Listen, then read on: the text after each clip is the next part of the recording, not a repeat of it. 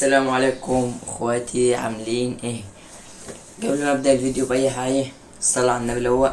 متنساش تعمل لايك والاشتراك وتفعل الجرس عشان يوصلك كل جديد.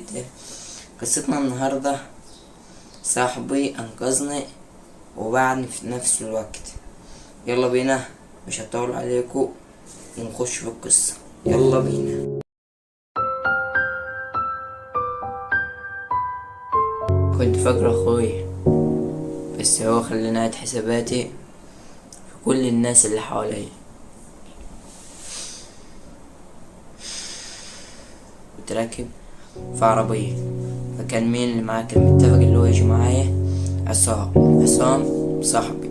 كان صاحبي، بس هو كان صاحبي اقولك بطريقة ايه، بس هو عمل معايا موقف خلاني اعيد حساباتي في كل اللي حواليا. طبعا احنا كنا راكبين في عربية وماشيين، وقفتنا عربية سودا، كانوا عاملين لنا كمين، فطبعا روحوا موقفونا خبطونا العربية عندنا فرامل شدت مرة واحدة. قمت انا مخبوط في رجلي، ورجلي حصل فيها كسر. كنت فين يوم الحادثة؟ انا كنت بحميك، لما كنتش نفذت اللي هما بيقولوا عليه كانوا قتلوك. هما بدل ما يسلموني انت تموتني. انا كنت فاكرك ظهري، بس طلع خنجر في ظهري. انت مش فاهم اللي كان بيحصل. انا غلط، بس انا كان لازم اعمل كده لان كان هيقتلوك انت الاول. انت مش فاهم.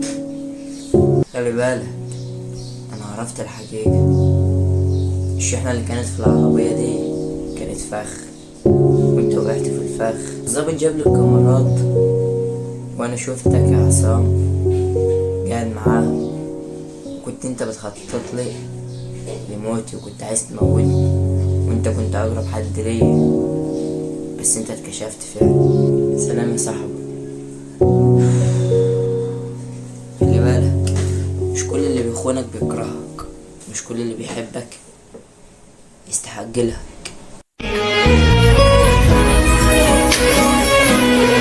دي بتكون قصتنا اخواتي، يا رب القصة تكون اتفهمت ان هو صاحب كان بيخون صاحبه.